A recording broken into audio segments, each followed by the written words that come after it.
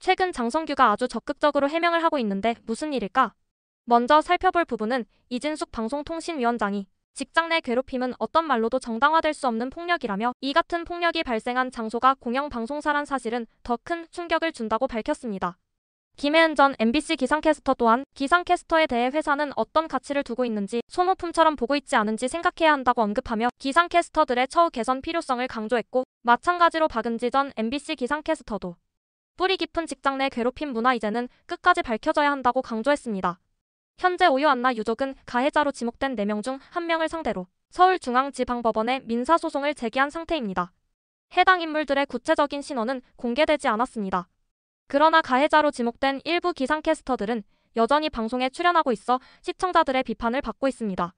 예를 들어 박하명, 최아리, 이현승 등은 최근까지도 뉴스 프로그램에 출연해 일기예보를 진행하였습니다.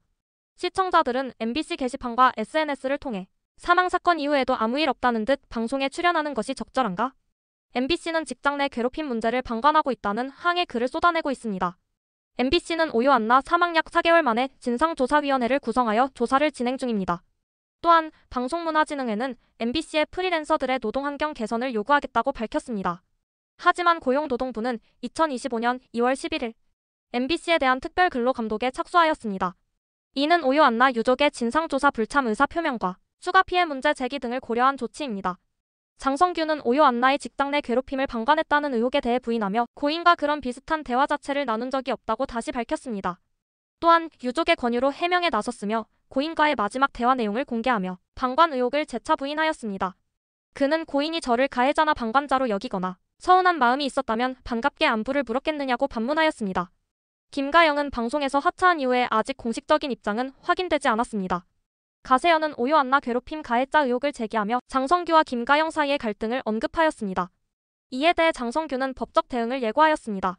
국회 환경노동위원회는 2월 20일 전체회의를 열어 오유안나 사건과 관련된 현안 질의를 진행할 예정입니다. 또한 당정은 중대한 직장 내 괴롭힘 행위에 대한 처벌을 강화하는 오유안나법을 추진하고 있습니다. MBC 진상조사위원회의 결론이 지연되는 이유는 다음과 같습니다. 첫 번째는 내부적으로 사측과 직원들 간의 이해관계 충돌. 두 번째는 조사 대상이 많고 증거 확보가 어려운 점. 세 번째는 MBC의 이미지 타격을 고려한 신중한 접근. 마지막 네 번째는 법적 대응을 염두에 둔 복잡한 조사 절차 때문에 지연된다고 판단합니다. 하지만 이러한 이유로 조사 과정이 늦어지면서 MBC의 신뢰도는 하락하고 있으며 많은 시청자들이 MBC의 대응을 의심하는 상황입니다. 이번 사건과 관련해서 몇 가지 의견을 내본다면 직장 내 괴롭힘이 공영방송에서도 발생했다는 사실이 충격적이다. 가해자로 지목된 인물들이 여전히 방송에 출연하는 것은 문제다. MBC의 자체 조사 지연이 의혹을 키우고 있다. 고용노동부와 국회의 대응이 문제 해결의 분수령이 될 것이다.